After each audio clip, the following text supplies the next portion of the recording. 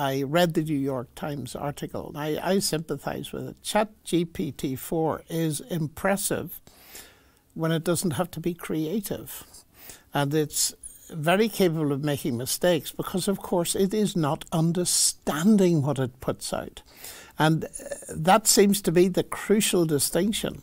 There is no understanding. And it is known, even in its latest iteration, to make up things where it doesn't have an answer, which are completely fallacious.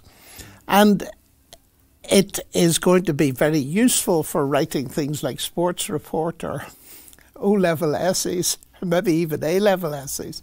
I think the latest is that ChatGPT-3, is it passed a second-year medical exam in the United States for doctors. There's huge risk with it, and I think it was in yesterday's Times, maybe today's Times, they were talking about the huge potential for fake news coming out of ChatGPT-4. And if you couple that together with the fact that AI systems can make you visually say anything they want you to say, the potential for spreading misinformation is absolutely colossal. And of course it will be weaponized. There are great dangers there. It's very interesting, actually. I was doing a seminar with a number of senior teachers in further education colleges in the UK, and I raised this question. I said, how many of you have stopped your students writing essays? And several hands went up. How many of you think students should be allowed to use this? And several hands went up. So it was very interesting that there's a division of opinion. And the thing looks as if clearly it's here to stay. It'll probably be embedded in something like Microsoft Word so that none of us will be able to avoid it. But I think we need to be aware of the fact that it has, to my mind, the risk of killing creativity. You mentioned Microsoft Word there, and of course you wrote 2084, a very well-known book about artificial intelligence.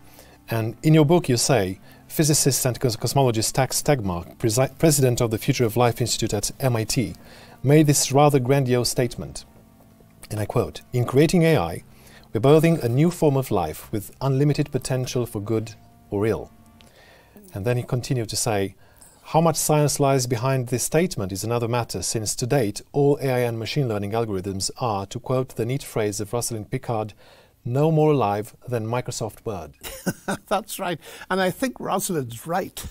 She's someone very well worth listening to. And actually, it's good that you mentioned her, because her work in the Affective Computing Lab, she's really developed a whole field of AI science on her own. And it's being used to help children. For example, she's developed a smart watch that recognizes if the wearer is about to have a convulsive fit or something like that, and it's saving lives. But I think that's absolutely right. She's punctured the balloon very well indeed. Tegmark, of course, is one of these people who tends to make very grandiose statements, and he's the one who produces these futuristic scenarios of how a superintelligence will be created and take over the world, which is something I mentioned in my book. And if you don't mind me saying so, that book is about to be revised. There's so much been happened since I wrote it only 3 years ago that the publishers asked me 2 weeks ago, would I produce a revision, but I've been working on that for the last 3 years anyway, so it should be ready fairly soon. I'm very much looking forward to reading the new edition, and I appreciate that this field is developing very, very quickly, so you will have lots of new material in there. I look forward to that. Going back to your point on artificial intelligence, ChatGPT and deepfake videos, you talked a little about the dangers of AI. So you said this can be weaponized from ChatGPT to artificial intelligence in general, to robotics and so on. And there's a very famous video of Ukrainian President Zelensky saying, it's a deepfake video of the president of Ukraine saying that soldiers should surrender. Mm-hmm. So people can use this, and I can understand the potential of this technology in a US presidential election, sure, for instance. Sure. So in your opinion, What are some of the dangers of AI, especially ChatGPT? Well, we can start much earlier on because much simpler AI technology has its problems. I often say, make a general point, the ethics of AI we need to take very seriously, because technology tends to develop much more rapidly than its ethical underpinnings. And that has led to a recent situation with the development of ChatGPT 4 that Elon Musk plus the founder of Apple plus over 1,000 other experts have said, look, we need to stop. We cannot afford to go beyond GPT-4 unless we've got serious ethical underpinning, which just doesn't exist. Now, some years ago, there were set up what is called the Asilomar Principles. It was a conference in a town of that name, I believe, giving what are pretty obvious common sense ethical principles based on the morality that most sensible people would consider reasonable. But the problem is, as every business executive knows, it's one thing having the rules written up on your wall. It's another thing getting them into the hearts of your senior executives and board.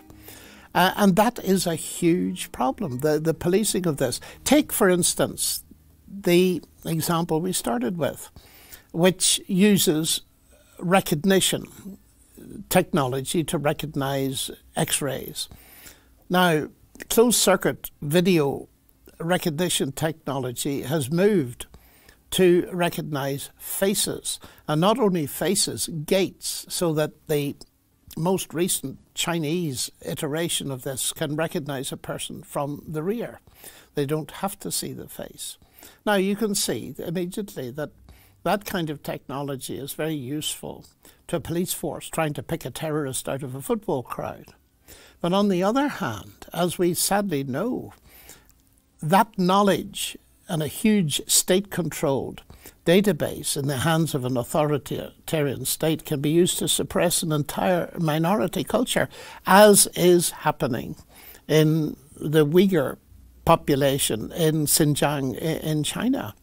And that is terrifying, because people who've written seriously about that particular case point out quite correctly that all this technology is available in this country, for example, and the police would love to have it and realize it can be used for control.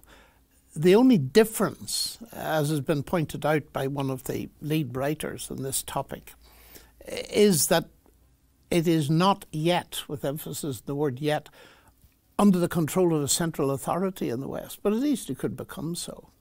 So that doesn't bode well for the future, sadly. So simple technology, well, it's simple now. It wasn't simple when it first developed. That facial recognition technology is ubiquitous around the world and leads to all kinds of things, like the social credit system in China or the social credit system in the West. And now there are very different views of exactly how far the Chinese have got with this, but it's quite clear that people are finding that their social credit points can be gained or lost according to their behaviour as observed on facial recognition cameras and so on. And then they begin to bite. They cannot eat at their favourite restaurant or get flights on a plane. They may even lose a job, etc., etc., etc. So that the risk element and violations of human rights are on the increase. And the key problem for any technology like this is it's like a knife. A sharp knife can be used for surgery or it can be used for murder. Now, what is offered to many people is, look, if you surrender your privacy, we can protect you. So how much privacy do you surrender to these systems in order to have the protection that you are at least offered? Whether it will happen or not, I don't know. And that's one of the debates that is very much on the rise around the world. And I think it's partly behind the cry, look, we've got to stop this development until we see where it's going, unless they know something, these experts, that we don't yet know. I think you raised a very significant point there on freedom and privacy.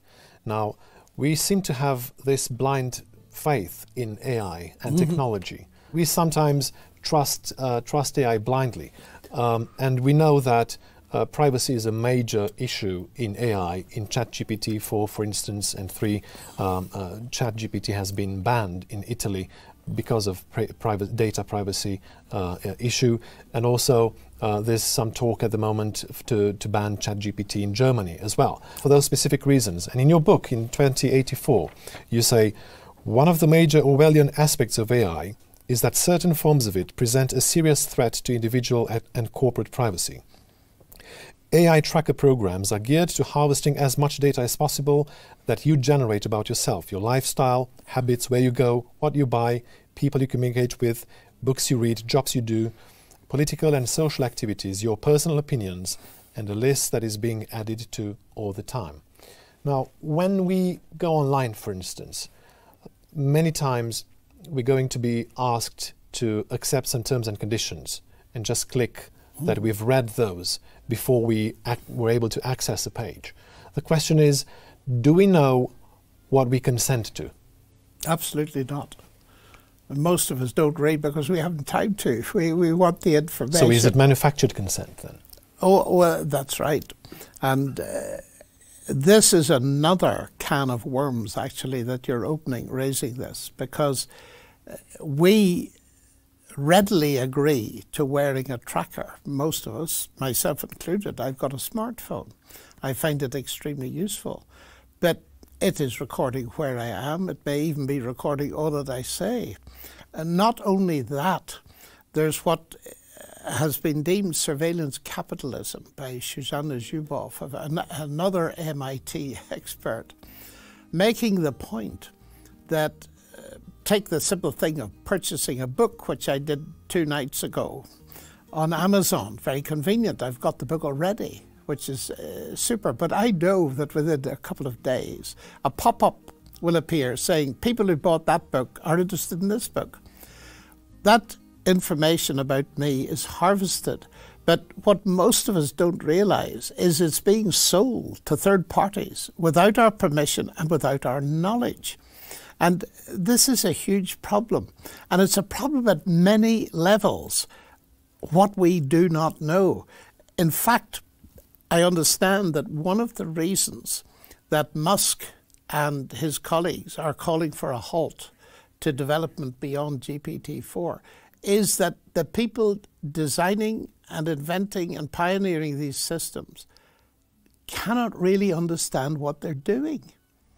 That there's a danger of losing control. There's a marvelous, I think it's an essay by a mathematician, who said, if you look at the story of creation, one of the interesting things about it is, this is the way she puts it, that God lost control of his creations and the world's in such a mess because of that. And we're in danger of not learning the lesson of Genesis and doing exactly the same thing and losing control of our AI creations. I think she's got a very real point. So I think we've all experienced this. Sometimes people go online or they have a conversation privately. So I had a conversation, for instance, about France and trips to France. And then the next thing I do, I pick up my phone and I open social media and I get ads to hotels in France. Yes. Are we being listened to? Well, I suspect we are. The marvelous story of the person that bought an AI-guided vacuum cleaner, and it roamed around the house like an automated vehicle. And a few weeks later, they had a pop-up that showed pictures of curtains that would look well in their sitting room because there was a camera. Of course, it needs a camera in order to guide itself around the room, but the camera was taking pictures and sending them on to a commercial enterprise that she knew nothing about. And I suspect this could be multiplied endlessly. In the UK, I believe, just ordinary CCTV, most of us appear on it every 5 minutes if we're outdoors, and dear knows how often if we're indoors. So I think we are being listened to. And if you take the situation among the Uyghurs, where it's ratcheted up to the nth degree, that is oppressive and it's very dangerous, and it could happen here. It depends on the morality and the ethical norms that the controlling powers have. And this is where it gets really serious, because what a lot of this raises in my mind and the mind of others is what value and what status does a normal human person have, an intelligent human being? Because the attempts to replicate as much as possible of what we can do, but to do it in an uncontrolled fashion, risks undermining our concept of the value of human beings. And we can see that devaluation coming, which is another side of the ethical questions, in the way in which people take the simple example of applying for a job. Now, very often, you don't have an interview person to person. You speak into a machine and you're rejected even before you've met anybody. And that makes people feel undervalued and devalued. To say nothing, of course, of the other side of that, which is that AI systems are going to take over a lot of jobs.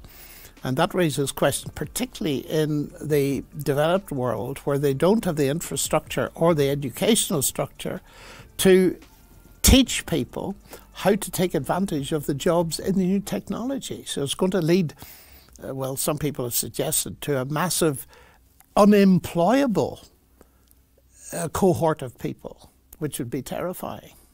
I think that is very important. And you also mentioned that there are some biases, and you talk about the morality of AI.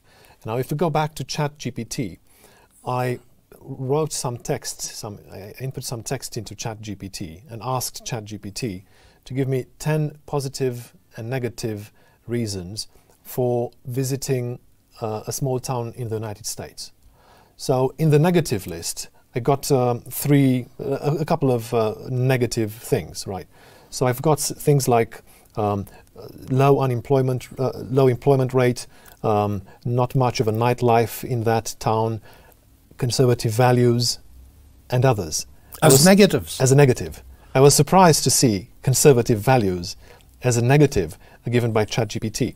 So the question is, John, in terms of the morality of AI, how is it that someone else's values from Silicon Valley are to be imposed onto someone from the countryside, from a village, from Bangladesh? And why are those values better than another person's in another area in the world? Well, they may be much worse. And I think that puts the finger on it, that all of the AI systems, and the more sophisticated they are, the more likely they are to enter into the ethical situation. Those systems have to be programmed. And inevitably, if there's ethical programming, simple example is the self-driving car, that it has to make the kind of choice that's often put to students of ethics, the switch tracks dilemma. If the car is coming down the road and its sensor picks up an old man with a donkey in the centre of the road, if it swerves to the right, it's going to hit a line of children, and if it swerves to the left, it's going to hit a bus full of old age pensioners. It has to do one of those three things. Now, the programming will reflect the ethical viewpoint of the programmer. And we live now in probably the second generation of people who, in the West, have no shared ethical worldview. And that's why I say very often to people who are scared of AI, which is another topic, I say to the scientifically minded, look, we need people in there who are doing really good research like Professor Pickard, but also who've got ethical roots themselves, who can sit at the table and contribute to the direction in which things are moving. Now, there's a knee-jerk reaction in Elon Musk and other people like him, and one can appreciate it. At least somebody's saying stop. But the grounds for that, because the philosophy on the other hand, and it's the philosophy that worries me most, and it's been around for a very long time, if it can be done, it must be done. That's the scary philosophy. And when vast sums of money are involved in it, you think of the billions that are now being put into AI, when it was just a trickle a relatively few years ago. In fact, AI nearly went defunct for a while. It shows that there are fortunes to be made and lost in this area. And money creates huge pressure. It's not a moral pressure, but it's a pressure on people. So we could be in for a pretty scary time, actually. So there are things to fear, which is one of the reasons why in my book I took the risk of opening up the Christian perspective in all of this, to see actually, do we have anything that indicates where we should go in this? Now, of course, the big question is, what should we do about it? That depends entirely on who we are. The average person who's using a smartphone has no input, or virtually no input, apart from refusing to buy the thing, into the general ethical underpinning of this. But there are influencers, serious people, and we need all the help we can from ethicists and philosophers and folks like this, who will stand back from the whole thing and say, like Musk and co, hey, stop, we need to sort something out before we go further. Because we're actually now, for probably the first time in history, on the edge of a technology that we don't really understand. And it could run amok in some way or other. It's interesting you brought in Christianity there, and of course you talk about this in your book 2084. Now, in terms of ethics, John, can we have a robust ethics of AI outside of the idea of God? Well, I would actually challenge the idea of having any real ethics at all outside the idea of God. One of the writers that has influenced me to a certain extent, I spent a lot of time in Russia, is Fyodor Dostoevsky. And in his famous novel, The Brothers Karamazov, he has this famous statement, Если Бога нет, то и всё позволено. If God does not exist, then everything is permissible. Now, of course, he didn't mean that atheists can't behave. Of course they can. From where I sit as a Christian, every man and woman, whether they believe in God or not, is a moral being. And therefore they have a moral base, which is ultimately, whether they believe in God or not, attached to God. What Dostoevsky meant was, there's no rational base for morality if you don't believe in God. Now that brings us directly back to Nietzsche, I think, who, hugely influential, I think, stands behind all this, because he was a serious atheist. And he saw that if people rejected God, then the morality, to say that they are keeping a Christian morality just doesn't make sense. Because once you kill God, in the end you kill morality. And the more I read of that, the more sense that makes to me philosophically. And it's hugely important, but people cannot see it. And they keep on saying, well, of course I can be good without God and all this kind of thing. And in a sense they can, but that's only because, as creatures of the living God, they have an inbuilt moral compass. But of course we can suppress that to such an extent and teach people that it doesn't exist until they begin to believe that. And then we see the world as it is today, where morality gets relativized. The UK government is investigating how best to regulate the AI industry and AI in general. And there's been a report, a white paper, that was proposed at the end of March, titled A Pro-Innovation Approach to AI Regulation, in which the government is proposing five main pillars that they want to tackle and regulate AI in general, including they're approaching fairness and making it accessible and safe for everybody. What aspects of AI do you think should be regulated first? Well, those are the obvious things, and you'll find those in the Asilomar principles. What rather has taken me aback is that the UK is not taking regulation as seriously as some other countries. And there's been quite a cry about that. Why aren't we doing more about it? So I haven't actually read the details there. Again, the difficulty is any of us can sit down and think of basic moral principles, if we got any ourselves, it's the implementation's the problem. How do you get a rogue state to listen? Well, they won't. And historically, it's interesting that for example, Hitler made agreements and treaties in his political infancy, but when he got the power, he tore them up.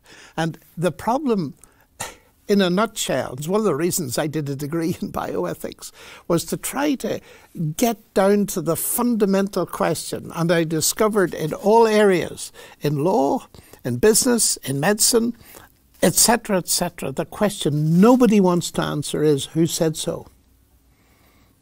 The question of a child at school, who said so, miss? That is the key question. Whose authority? And of course, the kind of utilitarian ethic that is trumpeted today by people like Peter Singer in Australia and so on is brilliant if you've got equal centres of power. Because if you have got to, for example, divide ice cream among 20 children who are equal centres of power, you better do it equally or you'll be in trouble. But if you come up to Hitler and say, well, you ought to do that, and you say, well, what will you do if I don't? He's got all the power. And that is the problem. If one centre of power has it all in their hands, where will you get the oughtness from? And as David Hume, much as I disagree with him on so many things, long ago said, you cannot get an oughtness from an isness. And that is the problem, I think, philosophically, that many people are facing, though they don't realise it. You mentioned children, John, and I want to ask you about AI and children. Yeah. Now, when I grew up in Eastern Europe, I didn't have any technology. There were no screens, of course. And we know that children learn language in a certain way.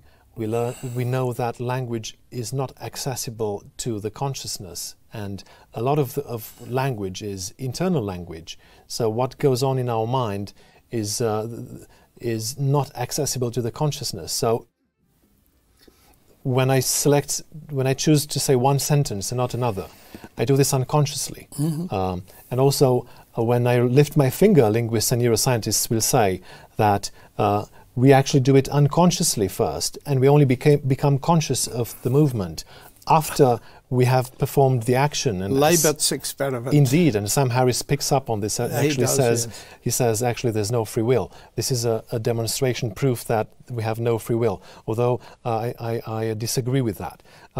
So we don't know quite yet what happens in children's mind and how AI affects and impacts on children. And we've been using AI for a while now, and Google, YouTube suggestions, all of these algorithms, all of these suggestions and prompts that we get guide us in a certain direction. And if you're not careful enough, you may be tempted and guided to think and choose some things that you may not have chosen in the first place. Mm-hmm. So how do you think AI will impact children development and education, especially in early years going forward? I fear, because even without AI, what I have lived to see, and I grew up like you in a world here in the West where there were no screens, and we didn't have a television for a very long time, so I've grown up to live with this. What I fear is that our children at the moment, and it's highly controversial, but are being taught stuff about their nature as human beings and their sexuality that I feel is explosively dangerous and is confusing them. So long before you get to AI. Now, I would have a little question there as to whether this stuff that's being pushed at them is actually written by chatbot 4 or something like that. Where is this coming from? Because there seems to be almost of undermining the concept of humanity that I would find acceptable. In other words, the concept of human beings that has been dominant in Europe for centuries, but of course has been set aside. And going back to your earlier point, the European Constitution doesn't even mention God. And I think that worries me. And I can't say much more about that, but I think there's one other element that we possibly need to discuss, if you don't mind, and that is the whole question, the transhumanist agenda. You see, that will start with children. How can we modify children? And here Harari is very influential, Yuval Noah Harari. And that concerns me greatly because it's so age-old. His second book, Homo Deus, the man who is God, that's a very ancient idea. And we see it throughout history, right up into modern times in Eastern Europe with Albania, for example. The leader claiming essentially to be God and having hymns sung to him. And we get that megalomania, self-deification, right through the ancient world and up through history. And now we get Harari bringing all this technology in and saying, well, what we're going to do in the 21st century is solve two major problems. One, the problem of physical death, which is just a technical problem, so it has a technical solution. And secondly, to enhance human happiness. Now, that's the transhumanist, going beyond the human. And keeping with your question about children, what concerns me is, when are people going to start? For example, these operations to change a person's gender are becoming younger and younger. And this kind of genetic engineering is reaching further and further into what it means to be a human being. Now, to cut a long story short, when people come to me and tell me about this transhuman agenda and how exciting it is, we're going to solve the problem of physical death, that we're going to enhance human happiness by bioengineering, genetic engineering, drugs, everything else, I simply look at them and say, you're too late.